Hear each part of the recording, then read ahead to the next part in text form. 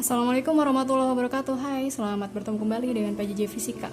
Oke, kali ini kita akan belajar tentang kesalahan dalam pengukuran. Jadi, tidak selalu setiap kali kalian melakukan pengukuran, baik itu kalian sudah betul-betul memahami cara menggunakan alatnya, tapi akan selalu ada kesalahan dalam pengukuran, ya, dimana kesalahan pengukuran itu sendiri terbagi menjadi 3. Ada kesalahan umum atau keterodoran, artinya ini bisa dikatakan human error gitu ya. Jadi keterbatasan pengamatan, misalnya kurang terampil memakai alat atau keliru dalam membaca skala yang kecil. Nah, itu kesalahan umum. Kemudian yang kedua ada kesalahan sistematis. Ada di kesalahan sistematis sendiri ada beberapa, antaranya ada kesalahan kalibrasi, kemudian kesalahan titik nol, kemudian kesalahan komponen dan kesalahan arah pandang atau istilahnya paralaks. Kemudian yang terakhir ada kesalahan acak. Nah, kalau kesalahan acak ini disebabkan oleh adanya frekuensi fluktuatif yang halus pada kondisi pengukuran, jadi dari si alatnya gitu ya. Nah, hasil pengukurannya itu dilaporkan dengan dinyatakan dalam bentuk X sama dengan X0 plus minus delta X. Jadi, di mana X-nya itu adalah nilai besaran yang diukur, X0 pembacaan skala alat ukur pada pengukuran besaran X, delta X-nya itu ketidakpastian mutlak pengukuran besaran X. Nilai X dan delta X-nya itu sendiri bergantung pada jenis pengukuran, entah itu pengukuran tunggal atau pengukuran berulang. Nah, jadi untuk ketidakpastian pengukuran yang tunggal, itu cara menghitung delta X-nya adalah setengah dikali skala terkecil. Jadi skala terkecilnya di sini bergantung pada alat ukur yang digunakan. Contohnya kemarin kalau jangka sorong, skala terkecilnya itu berapa? 0,01 cm. Kalau mikrometer skrup itu 0,01 mm. Nah, jadi dimasukkan nanti ke sini skala terkecilnya, baru dikalikan setengah. Itu untuk delta X-nya. Nah, untuk ketidakpastian pengukuran berulang, itu menggunakan X sama dengan X bar plus minus delta X, di mana X bar itu adalah nilai rata-rata X-nya, kemudian dapat dihitung dengan sigma XI per N. Jadi ini pengukuran XI itu artinya X bisa X1, nanti ada X2 gitu ya, jadi seterusnya. Jadi pengukurannya dilakukan berulang kali untuk mendapatkan hasil yang betul gitu, yang paling akurat. Kemudian kalau delta X-nya itu dengan cara seperti ini, 1 per N dikali akar dari N dikali sigma XI kuadrat dikurang sigma XI kuadrat per N-1. N-nya ini jumlah pengukurannya, jadi berapa kali kalian mengukur dimasukkan ke dalam sini. Gitu. Nah, ini contoh dari tadi kesalahan dalam pengukuran ya. Jadi misalkan kita gunakan contoh untuk mengukur benda menggunakan jangka sorong dan hasil pengukurannya seperti ini. Jadi hasil pengukuran ini jika menggunakan kesalahan dalam pengukuran itu kan bentuknya harus X sama dengan X 0 plus minus delta X gitu kan. Nah, jadi maksudnya plus minus di sini itu kurang lebih, artinya bisa lebih dari delta X-nya berapa atau kurang dari delta X-nya kayak gitu. Kalau X0-nya di sini berarti hasil dari pengukurannya ini. Masih ingat cara baca jangka sorong? Kalau ini skala utamanya berarti stop di angka 3,1 ya. Karena kan dia berhenti di sini. Sebelum kena angka 0 di bawah, berarti 3,1 ya kan, ditambah ketelitian jangka sorong itu 0,01. Nah, kalau skala noniusnya kita cari yang berhimpit dengan garis di skala utama. Nah, yang berhimpit kan ini ya, yang segaris.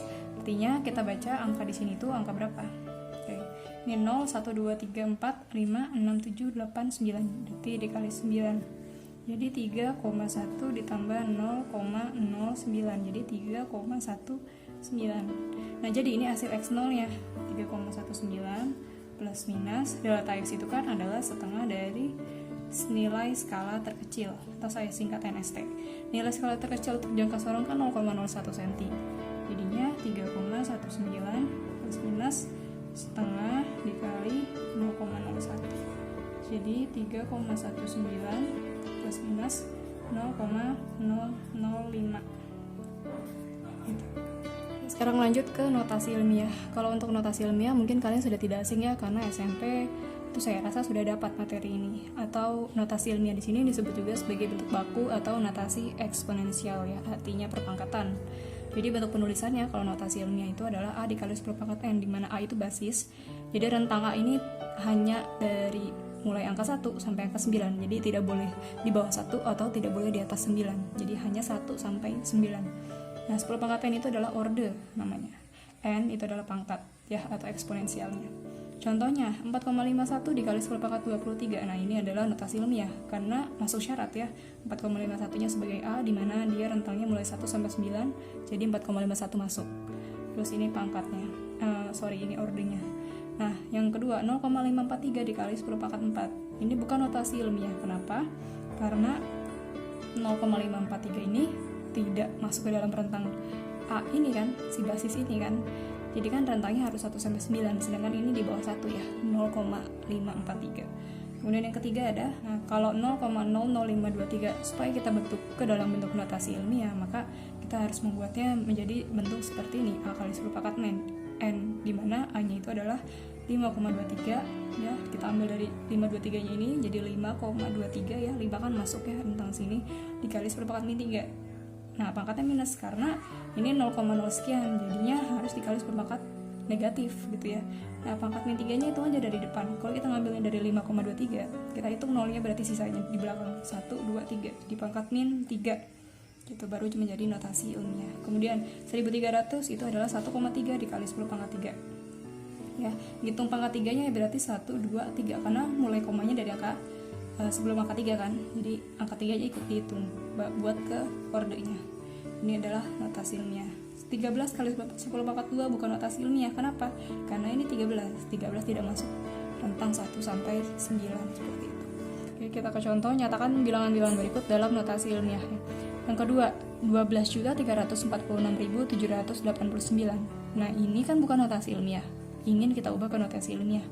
Ya udah, kita buat supaya basisnya masuk ke rentang ini kan. Otomatis ya kita ambilnya 1, langsung gitu kan. 1,2346789 dikali 10 pangkat, pasti pangkatnya positif dong karena ini kan besar sekali angkanya, 12 juta sekian. Nah nyari pangkatnya ini berapa, hitung aja sampai ke sebelum komanya kena, jadi 1, 2, 3, 4, 5, 6, 7, hitungnya dari belakang ya, jadi dikali 10 pangkat 7. Yang ketiga 0,000000123 kita ubah menjadi, ambil aja angka 123 nya ya yang bentuk angka, yang bukan angka 0, berarti kan 1,23 dikali 10 pangkatnya positif atau negatif. Oke, negatif karena di sini nilainya sangat kecil ya, 0, sekian. Ini pangkatnya pasti negatif, dan menaruhkan angkanya di sini ya tinggal ambil sisanya aja belakangnya. 1, 2, 3, 4, 5, ada 5 angka, 0 berarti kali 10 pangkat min 5, seperti itu.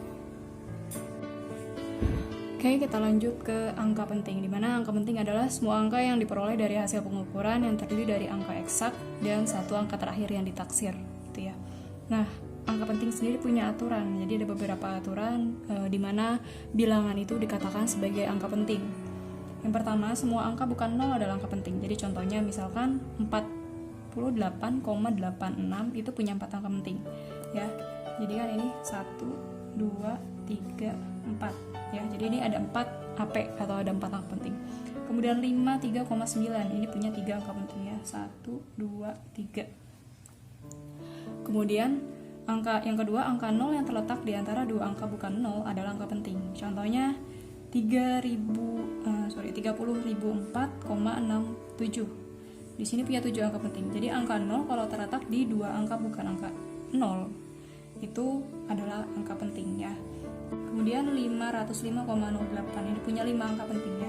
1, 2, 3, 4, 5. Aturan yang ketiga, semua angka 0 yang terletak di urutan akhir angka-angka yang dituliskan di kanan koma desimal adalah angka penting. Nah, contohnya 75,00 kg itu punya angka penting ya. Jadi angka 0 yang di belakang koma desimal itu termasuk angka penting. Jadi dihitungnya dari 7, 1, 2, 3, 4. Jadi ada 4 angka penting. Kemudian yang di bawah juga 5.642,00 dia punya 6. 1, 2, 3, 4, 5, 6. Aturan yang keempat, angka 0 yang terletak di sebelah kiri angka bukan 0, baik di sebelah kanan maupun kiri koma desimal itu bukan angka penting ya. Contohnya 0,038. Jadi 0 yang di depan ini mau dia sebelum koma atau setelah koma dia bukan angka penting. Angka pentingnya jadi cuma ada 2, cuma 3 dan 8. Nah, kalau 0,0050800 itu punya 5 angka penting. Jadi 0 yang di depan itu tidak termasuk angka penting. Jadi ini bukan angka penting. Nah, ini 1, 2, 3, 4, 5. Aturan yang kelima, jika bilangan tidak mempunyai koma desimal, 0 yang terletak di sebelah kanan angka bukan 0 itu juga termasuk bukan angka penting. Ya, contohnya 5.460. Nah, 0 yang di belakang ini bukan angka penting. Jadi hanya 1, 2, 3. Kemudian 78, jadi ini 2 angka penting. Kemudian 300.000, berarti yang dianggap angka penting cuma angka 3. jadi hanya satu angka penting. Aturan yang terakhir, notasi ilmiah, contohnya 1,3 kali 10 pangkat 3 itu punya 2 angka penting. Jadi hanya basisnya aja ya. Jadi ada 2 angka penting, kemudian yang ordernya ini tidak termasuk angka penting. Begitu juga dengan 1,30 itu berarti punya 3 angka penting. Selanjutnya operasi hitung pada angka penting. Jadi operasi hitung berarti ada penjumlahan, pengurangan, perkalian, pembagian. Sebelum ke situ kita harus tahu dulu aturan dari pembulatan angka penting. Untuk aturan pembulatan angka penting, yang pertama, angka yang lebih besar dari 5 berarti dibulatkannya ke atas. Kemudian kalau angkanya lebih kecil dari 5 artinya dibulatkan ke bawah atau tetap ya. Kemudian yang ketiga, kalau angkanya pas di angka 5 berarti dibulatkan ke atas jika angka sebelumnya ganjil, dan dibulatkan ke bawah jika angka sebelumnya genap. Contohnya seperti ini. Misalkan saya punya angka 2,566. Kalau pengennya cuma butuh 3 angka penting ya berarti kan stopnya sampai sini. Nah, ini kan 6.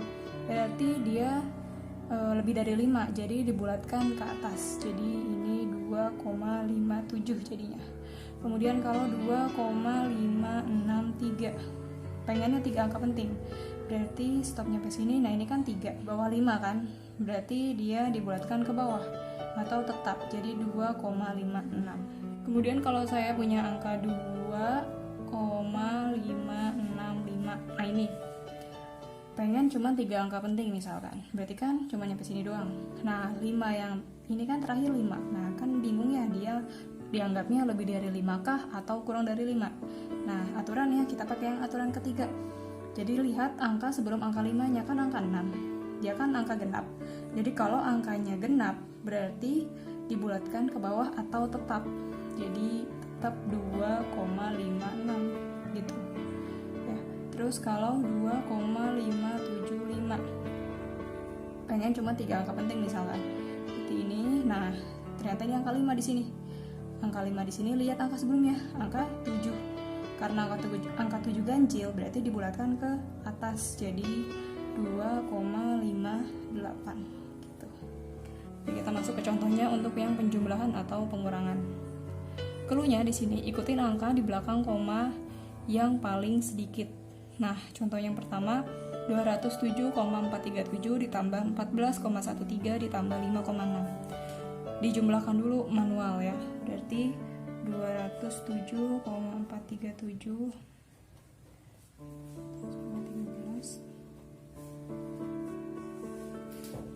Nah, ini kalau menjumlahkan angka desimal sejajarkan komanya dari atas sampai bawah ya. Nah, ini komanya sudah sejajar, berarti tinggal dijumlahkan seperti biasa. Ini 7, 6, 4 tambah 1, 5 tambah 6, 11, 8, 4, 12, 17, 2. Cluenya kalau misalkan mengerjakan soal penjumlahan untuk angka penting, hasilnya itu kita mengikuti angka yang di belakang komanya yang paling sedikit. Nah, dari 3 angka ini ya, dari 207,37, 14,13 dan 5,6, angka yang di belakang koma yang paling sedikit yang mana? Yang 5,6, karena hanya satu angka di belakang koma. Kalau ini kan 2, ini 3. Nah, kita ikutin yang paling sedikit di belakang koma. Berarti kita pun hasilnya harus mengikuti yang paling sedikit di belakang koma. Jadi cuma ini sampai sini. Berarti stopnya ke sini ya. Saya garis di sini ya. Lihat angka setelahnya nih, angka 6. 6 itu kan lebih dari 5. Berarti dia dibulatkannya ke atas. Ini jadi hasilnya kalau menurut aturan angka penting jadi 227,2. Jadi si satunya dibulatkan ke atas gitu, karena angka setelahnya angka 6 dan hasilnya harus cuman satu angka di belakang koma mengikuti yang ada di sini di soalnya ya. Paling sedikit hanya satu angka di belakang koma. Kemudian contoh berikutnya soal pengurangan. Misalkan 42,8 dikurangi 19,32. Kita kurangi dulu seperti biasa dan jangan lupa sejajarkan komanya. Nah, kalau pengurangan seperti ini berarti ini anggap belakangnya ada angka 0 ya. Berarti dikurangi. Kalau misalkan di sini ada angka 0 berarti kan saya tulis dulu ya. Kan di sini ada angka 0 berarti ini kan 10 ya. 10 dikurangi 2, 8. Ini sisa 7 kurangi 3, 4, 12, 3, ini berarti 2. Nah, aturannya kan mengikuti angka yang di belakang koma yang paling sedikit. Nah, sekarang kita cek. Ini 42,8 di belakang komanya hanya satu ya. 0 tadi kan cuma perumpamaan untuk mengurangi ya. Jadi ini hanya satu angka. Kemudian 19,32 ini ada 2 angka. Berarti kita ikuti yang paling sedikit, berarti yang cuma satu angka di belakang koma. Nah, hasilnya pun berarti harus seperti itu. Berarti hanya sampai angka 4 kan. Kita stop nyampe sini. Nah, lihat angka setelahnya, angka 8. Nah, karena angka 8 itu lebih dari 5, berarti dibulatkan ke atas. Jadi 4 ini dibulatkan ke atas, jadinya 23,5. Seperti itu. Sekarang ke perkalian pembagian. Kalau di perkalian pembagian kita mengikuti jumlah angka penting yang paling sedikit. Jadi jumlah angka penting ya. Nah, kita cek yang pertama contohnya ya. Ini 45,78 dikali 1,2. Nah, 45,78 ini punya 4 angka penting ya. 1, 2, 3, 4. Berarti ini 4 AP. Yang 1,2 berarti ada 1, 2. Ini 2 AP. Nah, kita nanti hasil dari perkalian ini mengikuti jumlah angka penting yang paling sedikit. Berarti kita ikutin yang 2 angka penting. Nah, caranya pertama tetap manual. Dikalikan dulu 45,78 dikali 1,2.